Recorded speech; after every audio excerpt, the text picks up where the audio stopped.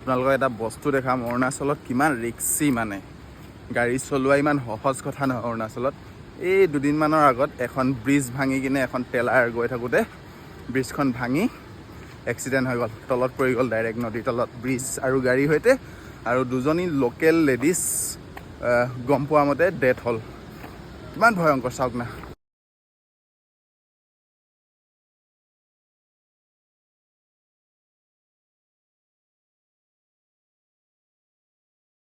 জইনটো ফাটি গ'ল, এইটো ভাঙি কিনে নামি গ'ল। সেইফালেও এনেকুৱা ছেইম, এই জইনটো ভাঙি গ'ল এইফালে, তাৰপিছত মাজত বেন হৈ গ'ল।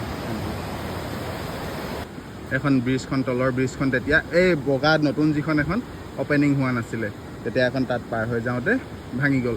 তো এখন ভাঙি যোৱাৰ পিছতে এখন ৰিচেণ্ট অপেনিং কৰি দিলে ব্ৰিজখন। কিমান খাটাৰনাক চাওক না, মই ওচৰৰ পৰা দেখাইছোঁ এবাৰ গৈ। এইখন চাওক কেনেকৈ ব্ৰিজখন ভাঙি গ'ল, একদম মাজত বেন হৈ গ'ল, আৰু দুইফালৰ পৰা এফালৰ পৰাও খহি গ'ল, এফালৰ পৰাও খহি গ'ল, আৰু মাজত বেন হৈ গ'ল। আৰু গাড়ীখন আজিলৈকে ট্ৰেলাৰখন ফচিয়ে আছে তাতে। এখন আৰু নুলিয়াই আৰু এনেকৈ থাকিব। অৰুণাচলত বিশেষ এটা হেৰি আছে, যদি কিবা হয় এনেকৈ পৰি থাকিব, এখন এনেকৈ পৰি পচি খতম হৈ যাব। দলংখনো একো নকৰে, দলংখনো এনেকৈ পৰি থাকিব, গাড়ীখনো তাতে পৰি থাকিব এনেকৈ। যেতিয়ালৈকে পচি নিজে পানী বেছি হৈ কিনে উটুৱাই নিনিয়ে তেতিয়ালৈকে এনেকৈ পৰি থাকিব।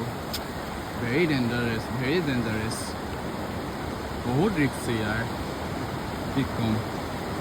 গাড়ীখনৰ ড্ৰাইভাৰ হেণ্ডিমেন কি হ'ল নাজানো, কিন্তু শুনামতে লোকেল দুজনী লেডিজ পৰি কিনে মৰি গ'ল।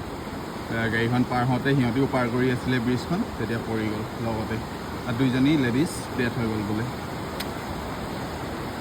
খাটাৰনাক।